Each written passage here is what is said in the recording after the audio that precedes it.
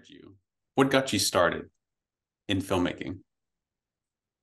Well, it started from loving storytelling as a little girl. I was definitely that kid that stayed up really, really late. To this day, I'm very much a night owl, and I would stay up reading. I would have like the flashlight under the covers and just stay up reading really late. And it wasn't until middle school that it really shifted. I had some amazing like teachers and educators in my life, and I had a teacher inspire me to actually enter a poem into a contest. And I did it basically for just kind of like a why not factor. I went for it. And I didn't necessarily win anything, but my poem was actually one of many that were selected to be published. So I did wind up with like a hardcover book with one of my poems in it, which was really, really cool. And this was when I was like 11, 12, something like that. And that was really, really motivating. And I feel like that was a shift for me in terms of, all right, I love stories. I'm really ready to tell my own. And from there, I was able to have some amazing experiences and different internships and programs where I got to work with other young filmmakers to make shorts. And that led to, okay, storytelling by way of screenwriting. And that's where I find myself now is a screenwriter, writer, director. Right on, right on. So what was the poem about? It was called To Love is to Catch a Glimpse of Heaven. And it is actually based on a quote. I'm huge on quotes. I have different like notes in my phone of just quotes that people that I know have said, or ones that I kind of hear in passing, like everywhere. They're just a collection of tidbits that I find everywhere. And that one I don't really remember. I think even the author might be unknown. So it's kind of like a mysterious but beautiful sentiment. And I was like, this will be a really, really great poem. And so the poem is essentially inspired by that, like all of the little things that are beautiful that shouldn't be overlooked, basically. That sounds Yeah. awesome. Thanks. So when you're 11, you go ahead and you produce this poem and you get recognized. And then like Right. tell us a little bit more about that journey. Like in high school, did you continue to write, or did you know then you wanted to go to film school? How did that evolve? For sure. I don't think I ever really planned on going to film school. That wasn't really my goal. I feel like I in high school definitely was still writing, a big journaler. I guess less so today, but I always have really liked journaling when I can. I try not to be hard on myself when I don't do it consistently. But the way that I see it kind of showing up in high school is actually during like Black History Month. There was initiative that I took to just spotlight like little known I guess lesser known is probably a better way of saying it, figures. We know the Martin Luther Kings and Malcolm X's and Rosa Parks, but it was, highlighting people like Claudette Colvin, people that are amazing and have made great impact, but maybe don't always get recognized for it. And so I think it was every day. I think it was every day in Black History Month. I had written a short bio or highlight and would like broadcast that to my school over like Oh, I guess our sound system and whatnot. And was oh, doing short whoa. stories and stuff. Yeah, I was doing short stories and stuff like that at the time. Just in my own writing, some different programs to like do shorts. And then I didn't really get exposed to film school until college. I went to Hampton University undergrad, and I had an amazing teacher, Professor Balls, who's there to this day. And, he suggested that I consider film schools as just a great like jumping off point for career and everything like that. And that's how AFI first really got on my radar. I had interned at BET over one of the summers in like 2019, and we drove past it oddly enough, like really, really, really quickly, like quick enough that I could get like AFI, literally the name and the logo. And then when this, with Professor Balls, told me about it, I was like, is that the school that I like really, really passed by like that one time? The dots started connecting. And then I started to research it and just fell in love with the history of it. And, obviously amazing alumni and amazing program, and that became my top choice for film schools. Right on, right on. So that's amazing. So essentially, you didn't decide when you went to college. You No, just someone inspired you and said, "Hey, you should look into this." basically, yeah, yeah. That's great. How did you get the internship at BET? Was it just like as a writer intern, or what type of internship was it? Yeah, it was a scripted development internship. Oh, Um, there's a program called HBCU in LA. The full name is like EOP, um, Entertainment Industry College. Oh no. Collegiate or professional. Forget the longer acronym for it, but the program itself is called HBCU in LA. It's an amazing program. And basically, the way that it works, they have host companies that, essentially agree to host an intern. And then HBCU in LA is like an additional like professional workshops and networking mixers and oh, like different things that are built up around the cohort of students that come and intern. They host them, like we stayed at Emerson College in Hollywood, and that was like where our home away from home was for that month or so. And the way that mine worked, I basically made it work through persistence, because I did get accepted to HBC in LA, but I didn't get accepted into an internship that was like a host company of theirs. And mm, applying to other companies and kind of like continuing to talk to them like, hey, like I think I can make it work. I just got this internship. I know they're not a partner company at the time. I don't know if anything has changed, but at the time BET wasn't, I think, a partnered host company or whatnot. And so mm-hmm. being persistent and whatnot, I essentially was able to convince them to combine and allow me to be a HBC and LA participant and intern at BET and like combine it, which is really awesome. I'm really glad they allowed that to happen, because I also wouldn't have known where I would have stayed for that particular summer.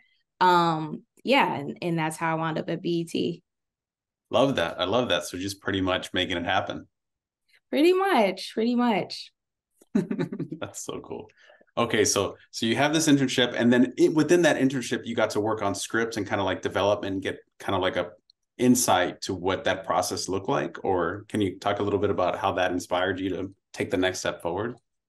For sure. So I was in the scripted development department, and I did coverage for different scripts, TV movies, and pilots or episodic. I was also able to do different like admin tasks here and there, like my first experience, like rolling calls or something like that. I did the least amount of office tasks, if I'm being honest, but it was my first exposure to like the corporate entertainment, Mm-hmm. kind of that scene. I got to do also like some pretty cool things. Like I worked the 2-day BET experience at the Staples Center, now known as a crypto, but always going to be affectionately the Staples Center. That was cool. And I was actually working with the legal team, basically going around and talking to talent or their managers to get them to sign off on release forms. So like I remember I remember like having to go up to the stage or whatnot. Like I don't know if you're familiar with the artist Jadena, but I Mm-hmm. was like, Mm-hmm. yeah, like we need your signature and whatnot, and figuring that out. There's a couple artists that also were like newer that I wish I remember the name of right now, but it was cool to just be able to be part of that event, because it's like it's just like a huge, I feel like, of like Black Hollywood. Like it just feels like a huge like family reunion in a sense, even though you might not even know everyone. It kind of feels like that. And I actually met a friend that has been a long-term friend to this day. We got coffee the other day. So it's just crazy. You never really know where you're going to meet someone or have that kind of experience. So that was a definitely a highlight of my BET internship.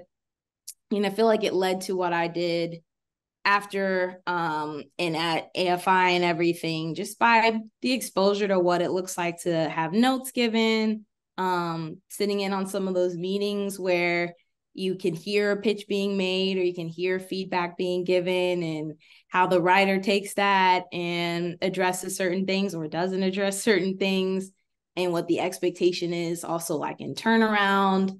And it was just good exposure, and I was able to ask a lot of questions and be pretty involved, be pretty involved to just, kind of get an understanding of what that looks like in the network space, and like just BT as a network and everything. So it was great. It was a great experience overall. Yeah, no, it definitely sounds like it, also being previewed to like pitches and being able to do coverage, just kind of like getting an opportunity to see everything. That sounds like a great experience. Totally. Another highlight was a mentor at the time that I'd met earlier, like years prior. They actually, I didn't know this, but it overlapped in a way that, I was sometimes asked to go and get guests from like the lobby and bring them upstairs. And it just happened to be her. And it was kind of like an amazing full circle moment, because this is someone that had poured into me and been there to support me. And also an AFI alum, Mel Jones, producing Oh, I know Mel Jones. yeah. So her like being able to be there, and then me, in like intern mode, but also like, oh my gosh, great to see you. That was a really, really cool moment. As well as another filmmaker, I forget his name, but I had the privilege of having one of my shorts screened at the African American Women in Cinema showcase in Harlem, and he was there with a different film, and then was then pitching something to BET at the time. So I think the timing of how these things started to overlap, those were also like the good memories. It's just kind of some of those like full circle moments that happen. That's beautiful. I love those moments. Same. Yeah. And Mel, yeah, I was just thinking that when you were talking to me, I was like, oh yeah. Actually, because after I graduated, they had, I don't know if they still have this now, but they had this opportunity where you can pair with other alumni, and I got Oh, paired. interesting. Do you all do that still? I don't have a mentor pair. There were people that during our years that we were paired to, but not necessarily alum. Maybe I'm also too recent of an alum. Maybe it's coming down the line, but that's Yeah. really cool. Yeah, it could be coming down. Mm-hmm. But I got paired with Mel, and Um, so yeah, so she's really cool. She's really great. awesome. Always get a Yeah. chance to reach out, and she gives her advice. I even introduced, do you know Sam Robertson? He's a producer No. director. Yeah, he's No. really great too. You should get to know him. He just finished a feature, and with a bunch of AFI alumni, and it was just pretty much a run and gun script that he made into a feature from his thesis. And he's, Nice. yeah, but anyway, I digress. So okay, so um now that you're doing your internship and you're going into you're starting to see, okay, I'm going to apply to film school. Was it just AFI that you applied to? No, I applied to NYU and my goodness, in Columbia's film program as Mm-hmm. well. Oh my gosh. I did apply twice to NYU, like when everything was said and done. You want it? And didn't You hear Was it back either. Spike? Was it Spike Lee? Is that why? Gosh, I wish. I got it. He did sign my Spike book, the most recent book. I got that signed at the Academy Museum. That was super, super cool. He wrote, just keep writing. He put on the cover, and I was like, oh, I was in my HBCU gear, my Hampton sweatshirt. That was a cool moment. But I don't know what he was up to. I don't know if it was him or anybody else. Clearly it wasn't meant for me to go there. But those two are the other ones that I applied to. I missed the deadline for USC. So I was like, okay. Mm-hmm. Well, but yeah, AFI was always my top choice. So I between those three, I felt like it was a good chance, hopefully, of one of the three. Oh, that's big. That's big. I mean, this year it's top. It always goes in between the Yeah. other ones, but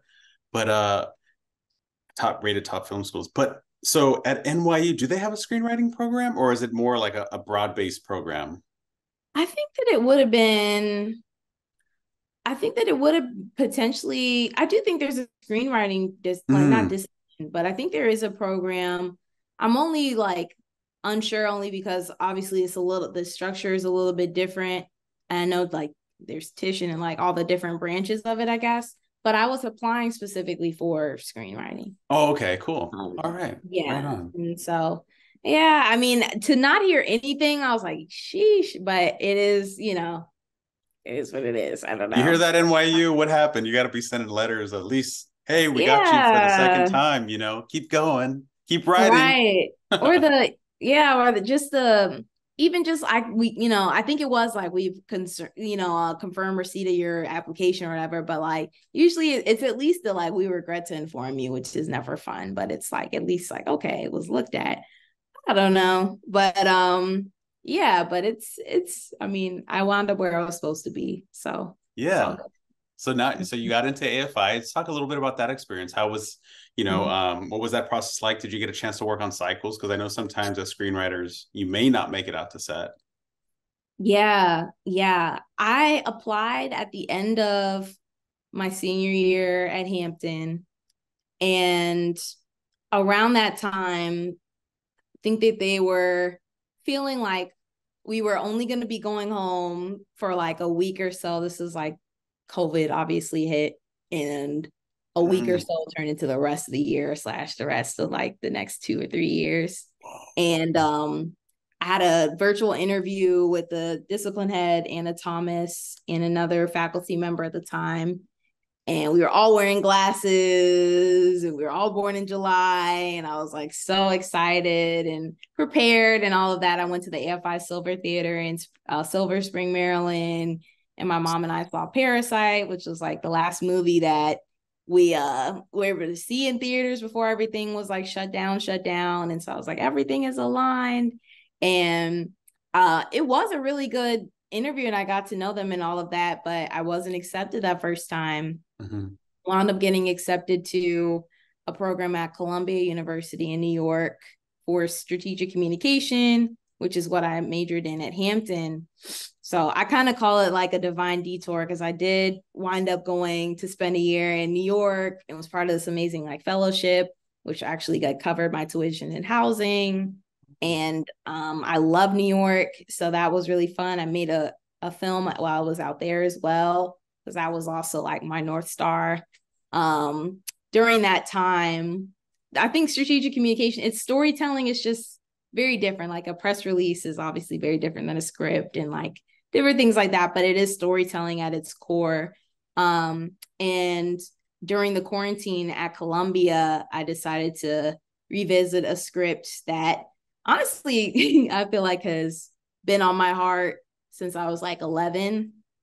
And it was a very like massive concept and I never really finished it. And I'd used that time at like quarantining at Columbia when I first got there to finish that. And I wound up using an excerpt of that as my sample the second time around that I applied to AFI and was fortunate to get that time. So I was like, how could something like 10 years old open a door 10 years later? Like, okay, coincidence. Not really. But it was a lot of confirmation too. Like it's a very spiritual, faith-based script. I feel like God put on my heart when I was very little. So to finish that and be able to get in with that script, I felt was really amazing. And then yeah, I participated in the cycle films our first year, co-wrote one with the director our first one. I was script supervisor on set. I was volunteering to crew on other people's sets too. I didn't know that apparently that isn't necessarily something that a lot of the screenwriters might be eager to do, but I wanted to be part of the process as much as possible. So I was like a grip on some, crafty on others, general PA helping hand. I got to help with production design on some of the projects. And that allowed me to get exposed to a lot of different things. But script supervising was my favorite because it's like an intersection of the writing and directing piece. You get to talk to or you're up there and kind of like in the mix enough to see how they're also interacting with the DP. And it's just very dynamic. I just like it a lot. And I'm a note taker. So yeah, that first year was definitely busy, but I got a lot of amazing experiences. My cohort is amazing. So I got to meet a lot of great people and work with them. Yeah, it was a crazy but good first year for No, sure. that's great to hear that you were able to get on set. Definitely. Totally, yeah. Yeah, and script soup. I mean, yeah, you're right. You're like right there by camera. You're right there by the director. And you're just you pretty much got the front row seat. Yeah, it's pretty cool. It's pretty cool. It also introduced me to another skill set that I could then freelance on other projects Yes. that were like independent shorts or my friends' projects and things like that. And then I get to learn that that's its own thing in and of itself, that it's covered by the union and you can charge a certain rate and all these different things. Because I do feel like people's ear is usually open also for those other opportunities they can do, to build the craft and everything, and then also make money, which is always great when you can do both. And in this case, I was like, oh, here's something else that I can actually freelance in my free time, that I can build up, my knowledge and get to meet people and work on great things, but then can also make a little bit of money here and there, which is nice. See different places, travel a little bit or whatever the case may be. So that was also really cool as well. Love that. Love that. Yeah, I get the sense that you're very persistent and hardworking, industrious, very industrious, Oh, making it thank happen. you. Okay, whatever it takes. And so, okay, after you were on set, but remind me, or can you share with the audience your first year? What are you working on in the screenwriting discipline? Yeah. So our first year, we focused on three different cycle films. The first one was one that I co-wrote with the director. Usually they cycle through the different disciplines as to who is pitching the film. In my year, the directors were pitching the first cycle film, in which case, like the writers, like myself, were then listening out for the different concepts that we found were interesting and then kind of lending ourselves to, hey, would you want to co-write this? And then joining the team that way. The second time around, was it the second or third time around that the screenwriters got to pitch? I think it's the second term around that we screenwriters got to pitch the concepts. And in my year, we did something that had never been done before, which was kind of exciting, which was basically they wanted to simulate the TV system as much as possible and do like a writer's room, which was cool.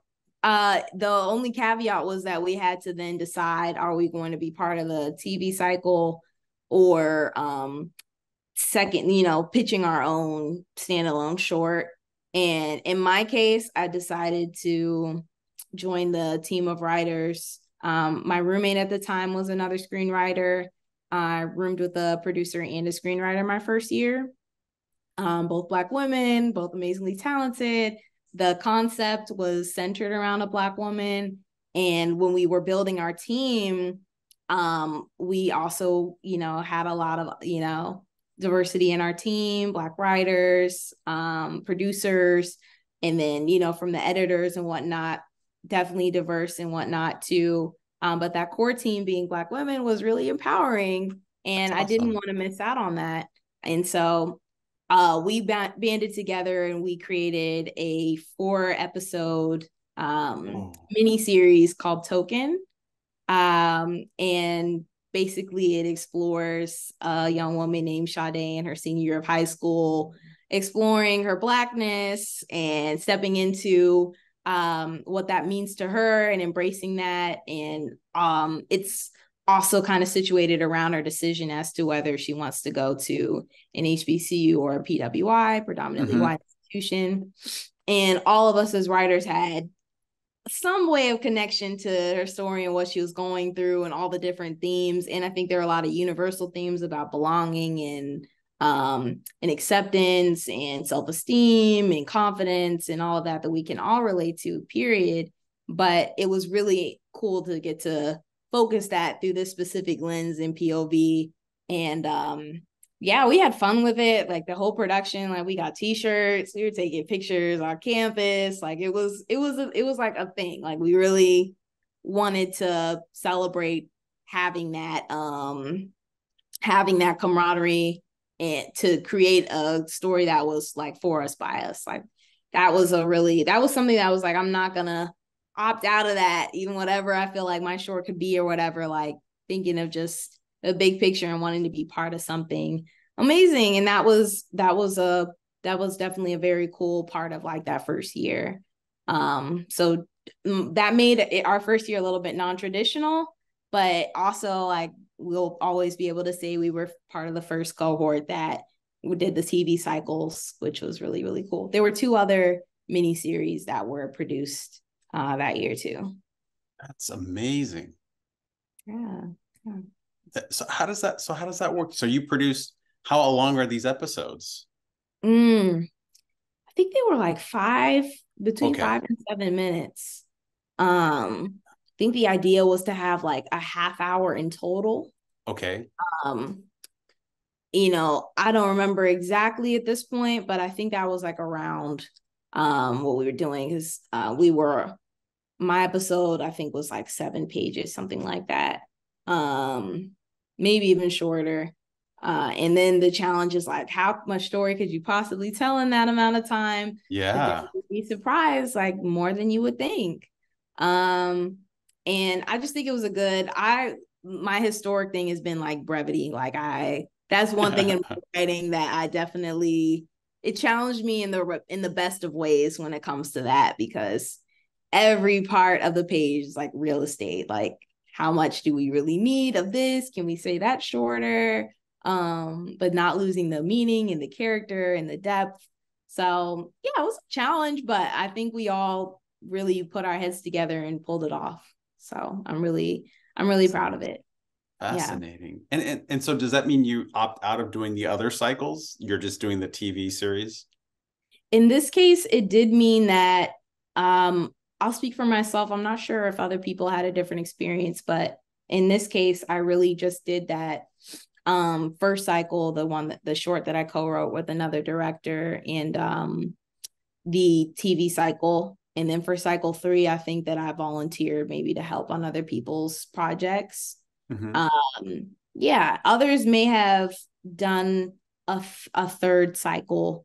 So I'm speaking for myself, but I did feel like in between also just volunteering to help crew on other people's sets and things like that, I definitely felt like I was pretty busy. I kept myself Yeah.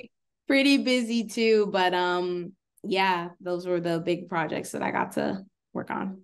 Sweet. Okay. And then so Yeah. like the second year, you Mm-hmm. now they're trying to prep you with actual something to go into the world, right? Yeah, yeah. The second year is definitely geared around thesis. Um, I had a unique experience in that regard as well, because I was fortunate to get to work on a thesis film between the summer of my first and second year. Oh, interesting. Um, I teamed up with a director that was a second year at the time, and um, came on board to co-write his thesis, a concept that was already in the works. And then it was kind of like, would love to have another writer come in to help, work out some of the kinks in terms of plot, but then also like a fine polish and all of that. And even at that stage, there were still probably about like 10 drafts between the two of us that we worked on, this had to be like about a month, if that, time period when I was able to come on board the team. And then also was able to be on set for it, which was great as a script supervisor once again. And so that's the thesis that I worked on. That allowed for versus the rest of my peers, I think the rest of the year for them was definitely a lot more like thesis being something that trickled throughout the whole year. And in my case, because I had worked on one, I'll say I had more time to work on my portfolio. Whether or not I managed my time accordingly remains to be seen. But I did feel like, oh, look, the timing is great where now I can work on my portfolio.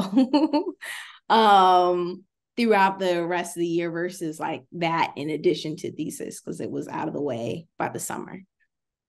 And so talk to us about this portfolio. What did you end up after you finished AFI? What did you have to go to market with? Yeah. So my portfolio is a pilot and then 2 features. And they're both coming of age features, coming of age dramas.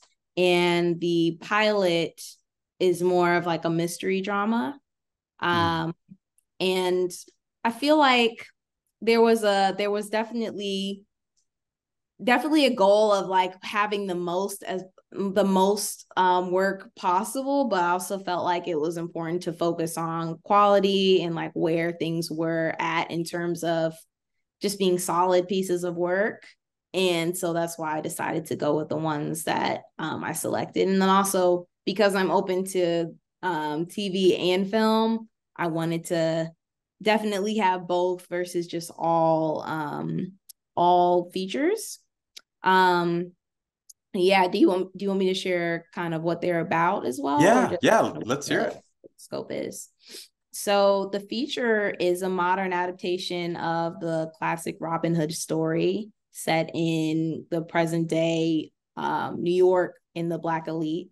So essentially, we have a character that's like a socialite, and she's grown up in a wealthy family. Her family is accused of something. Okay. Let me see what I want to. Yeah, her family basically falls on her father is framed for a crime, which trickles into her losing this lifestyle, this lavish lifestyle that she's been accustomed to. She then discovers that her father is not the only one that has been accused of what he's been accused of, and decides to kind of exact her revenge on these other people that weren't caught by stealing from the rich to give to the poor. And that carries over into just like the different seasons of her learning what it is to actually give selflessly versus from a place of revenge. And I also wanted to just explore Blackness in terms of there's certain affluence and wealth and status and things that can afford you a certain type of lifestyle, but the reality of being Black in America is inescapable when it comes to certain prejudices, unfortunately, and biases and different things like that. So it is exploring belonging in that way as well. So that's one that I'm excited about. That's the pilot script. The other features, one of them is called As on Earth, which is inspired by that's a nice title. It's inspired by my mom has always had a green thumb. Like she literally has a fern that's older than me. So I grew up around a lot of plants and greenery, and grew up in Maryland and everything like that. And the story, it's a mother-daughter story about the daughter's the lead. She basically is in a situation where this plot of land that's been in her family for generations, her mother wants to sell it because it used to belong to her grandfather, who's since passed. And over the course of the film, you see these 2 women basically grapple with having very different relationships with this individual. He was a very different person as a father than he was as a grandfather. And there's a lot of like tension around the different dynamics, and then also the weight of what he's left behind, not only just this plot of land, but these different like family secrets that emerge. And so it's another coming of age story that's really centered around the friction of this like mother-daughter relationship, and them grappling with how they're processing grief differently. And I really am excited to just show on screen Black people gardening and having like farms and land, and are like kind of reclaiming the earth in a sense, where we know like historically Black people in fields has been a very different story, a very different scene, a very different context. And this is meant to show, us in a different light in the same setting, and just taking ownership of our claim to land and nature and this earth in general, and our impact and what we're planting, and also what we're sowing and reaping from it too. So that one is really, really dear to me as well. And then the last one is called Brownstone, and it centers a father-son relationship. I really like family dynamics in a lot of my writing. And it's essentially about a young man whose older brother gets into trouble, set in Harlem, and over a series of events over one night, their father actually winds up being the one to arrest his older brother. His father is a police officer. Oh, wow. That's him into a tailspin of just kind of looking at his father differently in terms of like duty to family versus duty to his role and his title. And we pick up to his senior year of high school, and his brother comes back home and is trying to kind of pick up the pieces of where his life is at that point. And then the two of them as brothers reconnecting with their father also there and grappling with the truth of that night. Because the protagonist believes that his brother is innocent, like in a defying sort of manner. So it kind of takes apart grief as well in a different way, and also anger, and then focusing it on this like that core like father-son story and journey of acceptance and healing. And I love stories set in New York. So that one I'm really excited about. And we actually shot a proof of concept for that one in August. I was able to get some AFI friends to help out with that, which was really special. We were like dodging palm trees and stuff like that would have clearly given away that it was LA. But totally intend for the feature to be shot in New York for sure. And I've seen a lot of people have success with having a short that they were able to say, hey, like this is meant to be a feature, or using it to fundraise for feature budget and stuff like that. So that's the plan to use the short for in the long term. Whoa. Sounds like you were really busy, not procrastinating and mismanaging your time. That's so cool. Thank you. I hope that I get better with time management in general moving forward, but I'm happy with what I was able to get done in the last 2 years. So why don't you tell me a little bit more about Pitch Fest?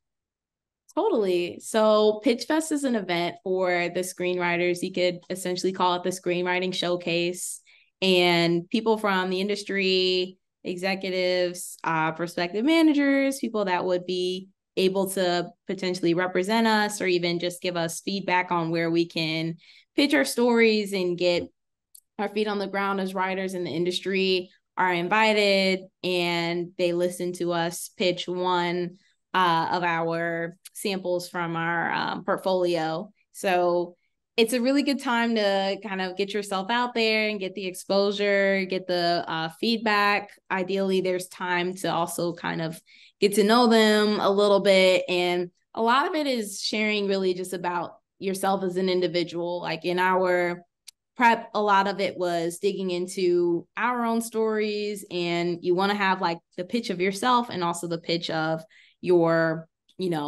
feature or pilot, and in a very short amount of time. So there's definitely an art to it, and there's a lot to like hone in on. But we, due to the strike, of course, it was rescheduled, and it will be happening the end of this month, this November.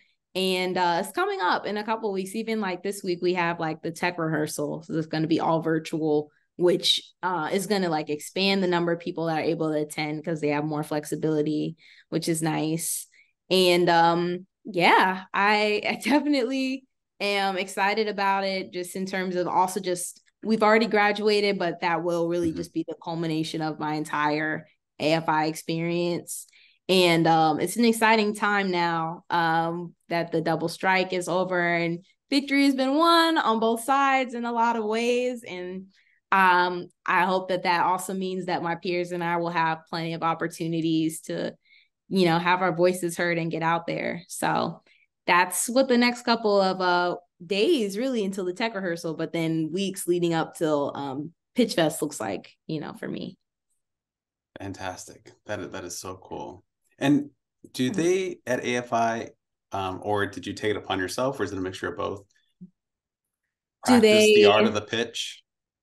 they definitely prepare us a lot. I think that Mm. they encourage us to do our own, independent work, of course, but we're going in pretty prepared. We had like a series of different interviews, preps in terms of just walking through and talking through what we're going to say, seeing other people's, previous years, what other people's recordings of previous pitch Oh. fests, and learning from like, okay, like maybe I'll do this, maybe I won't do that. Um, Writing it and rewriting it and getting feedback and rewriting it again.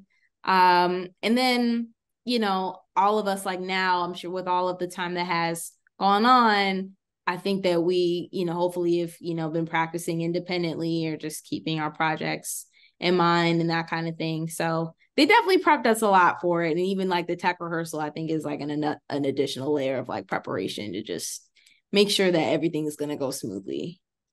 That's amazing. Right on. So, is there any, how long has it been done virtually? Is it just since COVID? Is that when that happened? I feel like there was a shift. I feel like that had to be the turning point. I know there have been, I think historically it has been in person, but Mhm. it's likely going to stay this way because of the flexibility that the guests have. Yeah. And then I feel like it probably is a little bit easier to maneuver versus if it were a in-person event, like sitting through that many, like I guess it would be different to like cycle through a bunch of different people and like maybe have to move from room to room or whatever the case may be. Like in person, that might be more, just to like even organize, I would imagine. So I think that going forward it will be virtual, and it probably did start around COVID. I don't remember exactly, but that would make the most sense to me. And is historically, since they've done this, have they shared with y'all like, oh, fellows who have gone through this have been successful by this pitch and it going on being made or anything like that? Yeah, I feel like there's definitely success stories from it. I wish I could share more of them. But a lot of people have said that even if it wasn't necessarily that someone gained representation from doing it, that, you're most likely going to get good feedback on your project. You're most likely going to have a tool that you can also use within your network. Like we're all given invites that we can share with people that we might have met at the BT experience, for example, or at any of these internships that we've all done. Like, it is a way to loop people in there, kind of keep your network warm and let people know what you're up to. And then that on the back end, maybe that person wasn't able to take you on at that time, but remembered you for something else, or maybe didn't take you on in terms of, being able to breathe life into your specific project, but maybe brought you on for a rewrite. So there's a lot of like different opportunities that can come from it that, one might not realize. And then just the art and practice of pitching. I feel like there's something to be gained from that in general. I'm going to be like passing my like tassel again, just invisibly, like that'll be, I think it will feel like the culmination of it all of the 2 years. So I'm looking forward to it, and I am hopeful that it does lead to representation. But I do know that with Brownstone still like in post production and having that as a short proof of concept, like that's something that I'd be excited to share in addition to the feature, because it's hard to sit through and read an entire 100+ page feature, but to have like a 10-minute, here's what it is, and then maybe that even inspires you to read the full length feature. Like I just feel like having both is a really exciting thing for me. So that's what I'm focused on getting done as well. Oh no, yeah, that sounds good. You got your goals, and just like hearing your story throughout, you're very persistent, and it seems like to me you don't have it in you to quit. You just keep going, and that's awesome. I appreciate it. I appreciate it. Yeah, that's what it takes. That's what it takes out here. And so now that you do this pitch and hopefully you gain representation, so that way you have an agent and they can start submitting their screenplays to production companies, and that way they can get them read, kind of get all that going. Is there Uh-huh. anything from AFI looking back? I know it hasn't been that long, that you felt like was a golden nugget that you took away and been like, just this experience right here, this one thing alone was worth me coming here. Wow. Really want to think about that. There's been a lot of nuggets. I wonder if I can think of one. I will say what comes to mind immediately, the last feature workshop that I had, I feel like a lot of my peers, especially in that class, would agree. We had a professor named Pat Verducci. She's amazing. She's amazing. She actually took all of us out to like brunch afterwards, Oh, like wow. had like a send off with us that was just very sweet. And she's amazing and kind. Um, she dropped a lot of gems throughout the semester, but I do feel like what I what I really appreciated about her class was that she just created a space for us to really be able to share how we were feeling about the process of writing, in addition to getting feedback on the writing. Because, you know, the AFI tagline is your best work starts here. And for some reason in my mind, I was like, my best work will be here. And I was like trying to make everything like just be very intentional about it all. But you can't really be precious with, there's a balance because, if you're pursuing perfection and there's no such thing under the sun, you can lose sight of things and maybe you can be distracted. Maybe that prevents you from finishing and all these different things. And in her class, we were able to talk about those little things that we were being precious about or felt nervous about. Like, okay, what do you all feel like going into your rewrites? How can we address, maybe we want to introduce different story structures and get exposed to different models of that, and all the resources that she shared with us.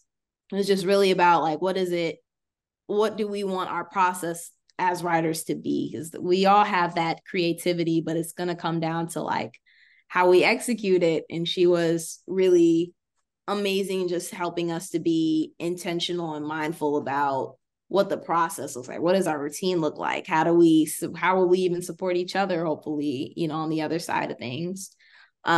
So yeah, I'll say that she is one of the biggest gems. I had amazing professors throughout both years. But that last, and it's also very fresh because that's my last workshop that I took. 5 years from now, where do you see yourself? Mm. I would like to have directed the feature for Brownstone by then. I also plan to have my own production company as an in-house writer director, getting to work on my own stories and building teams around that. Um, I also would like to revisit an outreach program that I started while I was at Hampton in Virginia. It's called Ebony Einstein, and my school is very service oriented. And I started volunteering at the local Boys and Girls Club, and the program that I'm talking about, Ebony Einstein, the mission of it is to educate, empower, and inspire Black youth through film.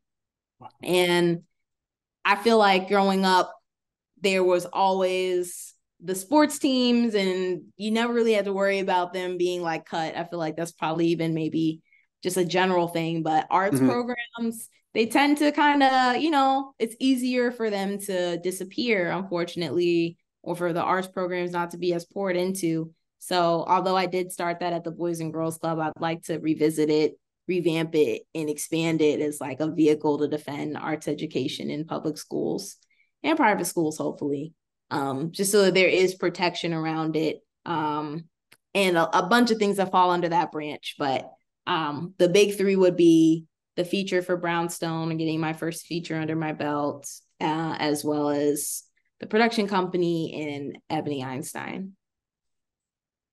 Respect. Right on, Kenya. That's really beautiful too. And that's a really beautiful concept, and teaching through the art of film, inspiring the youth. That's amazing. That's a great concept. And you did that at the Boys and Girls Club? Like you created that program there? Yeah.